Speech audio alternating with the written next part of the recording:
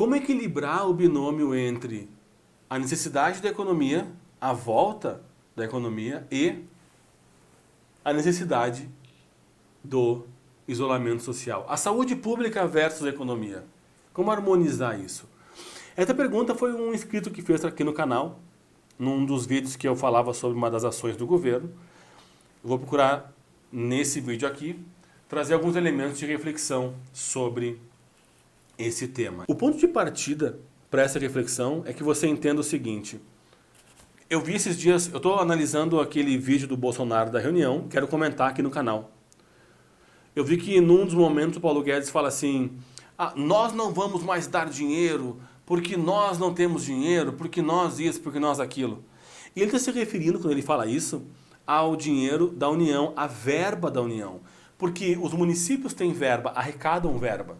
Os estados arrecadam dinheiro. E a União também arrecada dinheiro. A União é a maior arrecadadora.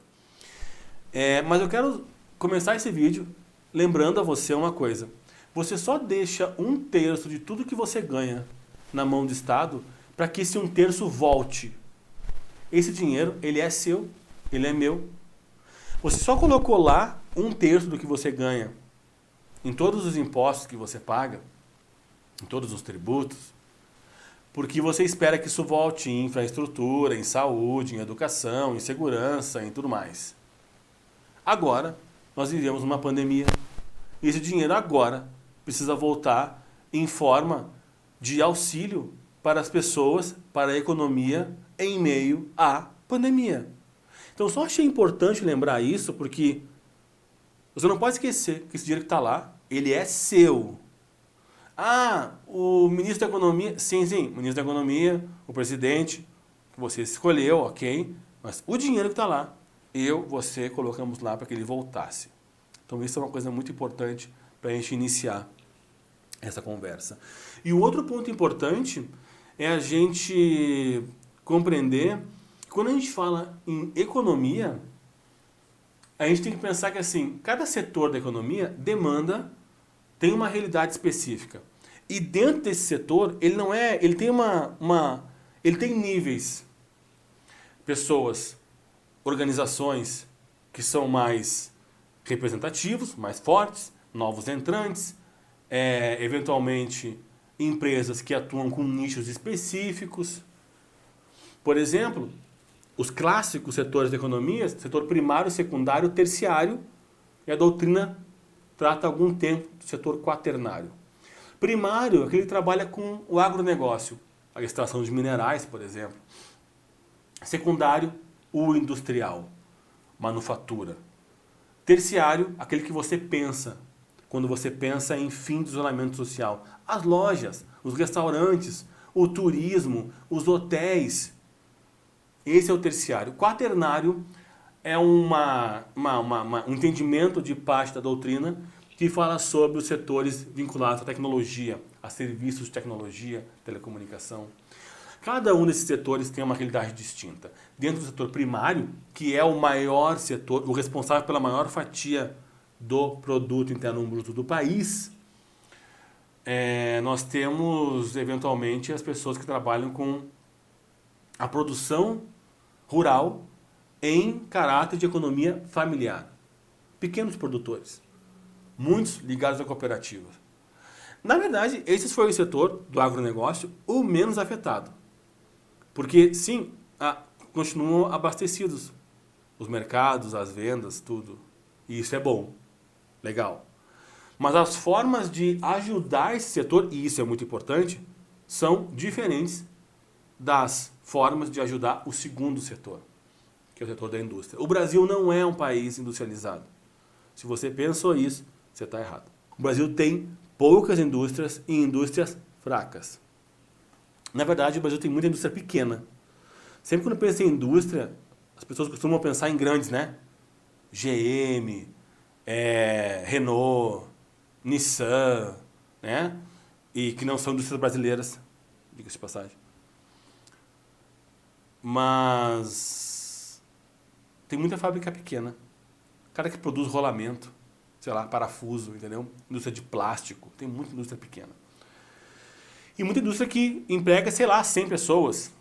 80 pessoas, 50 pessoas. Esses caras precisam muito de ajuda. Muito. Eventualmente, claro que uma GM, sei lá, uma Nissan, uma Mercedes, uma Volkswagen, não precisam de ajuda. Mas essas pequenas fabriquetas precisam muito. E algumas precisam de ajuda para pagar salário. Outras se resolveria apenas abatimento em imposto. Já ajudaria bastante. Então, cada setor é diferenciado. O setor terciário, que é o que você lembra quando pensa em isolamento social, ele precisa de ajuda para folha de pagamento. Esse empresário, ele costuma ter pouca saúde financeira, uma saúde financeira bem debilitada, até porque esse terceiro setor, o setor terciário, aliás, ele é composto de muitos desempregados que começaram a atuar. O cara começou a vender coxinha, e aí montou uma loja de coxinha. O cara começou a vender, sei lá, bolo, e montou uma lojinha de uma confeitariazinha. Sabe? Tem muita gente que veio do desemprego para esse setor. Montou uma carrocinha de churros, churros gourmet, pastéis especiais, diferenciados, enfim. Muita gente, na verdade, são desempregados que acabaram achando uma maneira de se virar. Esses caras realmente não têm renda, não têm como se manter muito tempo e precisam de ajuda. E tem muita loja pequena também. Quando você vai, por exemplo, num supermercado que tem lojinhas juntos, sabe? Esses donos dessas lojas costumam ter muito pouco capital de giro, muito pouco. Mesmo loja de shopping, muita loja de shopping, sobretudo esses quiosques de shopping, tem um capital de giro fraquíssimo, quase nada. Então, sim, precisam de ajuda para pagar salário, precisam de ajuda para, eventualmente, de ajuda também para pagar menos tributos, menos impostos. E aí vem uma outra reflexão, que era para ter colocado no início do vídeo, que eu me esqueci, mas que é importante falar para você agora. Jander, mas e quando a gente dá dinheiro para o cara pagar salário, putz, será que isso é legal? Ou deixa de cobrar imposto do cara? Será que isso é legal? Olha só, se você está falando de um cara que vai pegar esse dinheiro que você colocou na mão dele por crédito muito barato, emprestando dinheiro para ele pagar funcionário, a crédito muito barato, e esse cara, ao invés de pagar funcionário, fizer um investimento, uma aplicação, aí você jogou dinheiro no lixo. Agora, se esse cara, eventualmente, se ele realmente pagar o funcionário, você fez um ótimo negócio. Porque esse funcionário que recebeu o dinheiro vai comprar comida, vai pagar aluguel, vai pagar suas contas. E a partir daí, quando ele compra 1 litro de leite, ele paga o salário das pessoas que trabalham no supermercado, de quem distribuiu o leite, de quem fabricou o leite, de quem fabricou a embalagem do leite, de quem cuidou do animal que produziu o leite, de quem cuidou não só do dono do animal, mas dos serviços que ele consumiu, a ração do animal, o veterinário do animal, os remédios que o veterinário aplicou no animal, compreende? Em toda uma cadeia que vai ser sustentada por esse funcionário que agora tem dinheiro para fazer o seu consumo. Então, sim, isso é fazer a economia girar e isso é muito importante. E aí tem o setor quaternário, como eu estava te falando, que ele costuma, a doutrina separou, tirou do terciário algumas coisas como tecnologia, telecomunicações, colocou nesse setor. E também esses caras precisam de outro tipo de auxílio. E no meio disso tudo, você tem a galera que trabalha, os autônomos que prestam serviço para um ou para outro setor. Por exemplo, o contador, por exemplo, o advogado, o designer gráfico. E, eventualmente, você vai ter os autônomos que são de cada setor. Você vai ter o cara que trabalha com freelance de garçom, freelance de segurança, que trabalha com eventos. O cara que trabalha com... Olha que loucura, eu tenho um amigo que ele tem uma empresa que monta a parte elétrica de eventos. Ele está parado, sem trabalhar. Então você vai ter essa complexidade e cada setor, cada necessidade precisa ter um atendimento especializado. E aí que vem o pulo do gato. Você precisa sentar com essas pessoas.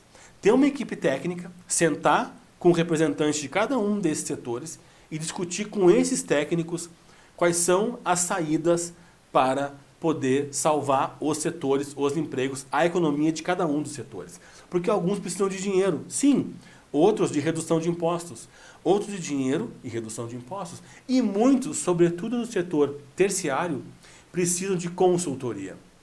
Consultoria, sim, cara. Uma galera do setor terciário pode atuar por meio das redes sociais, por meio da internet. E eles não sabem isso. Não tem esse conhecimento. O empresário do Brasil, sobretudo do setor terciário, tem pouquíssimo capital intelectual, além de pouco capital financeiro. Chamou o cara de burro? Não, cara, é que assim, ele não tem dinheiro para contratar uma agência de propaganda, para contratar um analista de marketing, para contratar, compreende? Um assessor de imprensa. Ele não tem grana para isso. Ele não tem todo esse conhecimento, claro que não. E ele precisa dessa ajuda. E é complicado gerenciar tudo isso. Então aqui teria uma possibilidade de você pegar, eventualmente, centros de pesquisa, graduandos da área de mercadologia, de publicidade, de RP, de administração, de design, de web design, de você fazer um trabalho com centros de pesquisa, com universidades, eventualmente com o Sebrae, para poder trazer soluções, trazer consultoria para poder capacitar melhor esse setor. Claro, eventualmente você pode ter houses aí, empresas que de alguma forma auxiliem essas empresas a atuar no meio digital, a utilizar o meio digital, a utilizar as mídias sociais para fazer conversão de negócio, utilizar entregas, utilizar outras formas as possibilidades de negócio por meio das mídias. Mas isso é só um exemplo. Porque, de novo, para cada setor você vai ter uma necessidade e uma gama de possibilidades. Mas tudo isso passa inevitavelmente pelo diálogo. Você precisa sentar com os setores, tem que conversar, e esse é um grande problema desse governo. Ele não tem muito isso. E aí, falando em especificidade de cada negócio, olha só, eventualmente, olha como uma coisa é. Eventualmente uma indústria pode ser que os funcionários trabalhem em uma certa distância. Então por que não liberar uma indústria? Ué, libera! Mas eventualmente essa indústria talvez tenha que buscar a pessoa em casa, quando ela for num ônibus já higienizado, quando ela for entrar no ônibus da empresa, vai botar um jaleco higienizado, busca as pessoas, quando chegar na empresa, já higienizada a empresa, essas pessoas vão trocar de roupa, vão pegar um uniforme novo, higienizado, vão trabalhar, vão ficar ali isoladas na empresa até o término do expediente. Na volta, vai pegar um ônibus higienizado, com um jaleco higienizado, e vão ficar cada um nas suas específicas casas. Por quê? Porque assim, nesse meu exemplo, eu consegui isolar essa célula que atende a empresa de funcionários das demais pessoas. Eu consegui manter o fluxo de pessoas baixo na cidade, não lotando os ônibus. Isso seria uma possibilidade de uma indústria voltar a trabalhar. A academia pode voltar a funcionar? Eventualmente pode, por que não? Mas tem que ver o tamanho da academia. Quantas pessoas vai ter que ter para manter a distância? Quantas pessoas precisarão ter para manter a higiene? Eventualmente, pode ser que a academia abra, mas marcando horário. Olha, as pessoas têm que marcar horário. Que hora você vai, fulano? Quer ir para a academia? Que horas? Eu vou das 10 às 9. Aí você controla quem vai estar e vai sair na hora que disser que vai sair. E você controla a entrada e saída. Eu estou só chutando para você aqui. Estou te dizendo que é realmente caso a caso. E por isso alguém tem que sentar e conversar com cada representante de cada setor. E isso envolve investimento? Claro que envolve investimento. Os Estados Unidos já está discutindo mais de 500 bilhões de dólares, que são divididos entre pequenas empresas, hospitais, 19 bilhões para agronegócio. Então é isso. Mas assim, não adianta só dinheiro. Tem que colocar o dinheiro, ele tem que ser fiscalizado para onde que está indo e como está sendo usado. De novo, se eu colocar dinheiro na mão de uma pessoa para pagar funcionário, um empréstimo com juros baixos, e essa pessoa pegar esse dinheiro e reinvestir no mercado de investimentos, comprar ações, uma coisa assim, aí é um péssimo negócio emprestar dinheiro para essa pessoa. Agora, se ela pegar o dinheiro e ser obrigada a colocar para o salário do funcionário ou comprar insumos para poder fazer o seu negócio, aí eu fiz um ótimo negócio, eu consegui salvar a economia. E assim, como eu te falei, a ideia desse vídeo não era trazer soluções mágicas tiradas do bolso, era te mostrar que realmente são setores diferenciados. Sim, as soluções são variadas, não existe uma solução. Não é liberar dinheiro para todo mundo. Cada caso precisa de uma análise específica.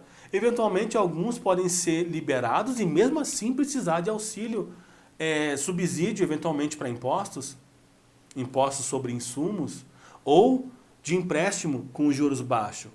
E mesmo assim, com esse empréstimo direcionado para um fim específico. Claro, mas cada caso vai ser um caso. E tudo isso demanda que você sente e que você converse e que você tenha conhecimento técnico de um lado, conhecimento técnico do outro e possa a partir daí fazer um planejamento conjunto para poder achar soluções. É isso. Eu quis te mostrar, trazer alguns elementos para que você mesmo possa poder refletir, julgar e pensar em possíveis soluções para o teu setor ou para outros setores que você atua ou que você tem interesse. Porque sim, cada setor vai demandar eventualmente uma solução única, uma solução diferente ou um agregado de soluções utilizados para outros setores. A gente se fala no próximo vídeo. Eu quero comentar ainda o vídeo do Bolsonaro e vou fazer isso num próximo episódio aqui da nossa conversa. Por enquanto é isso, fique com Deus, um grande abraço e até a próxima.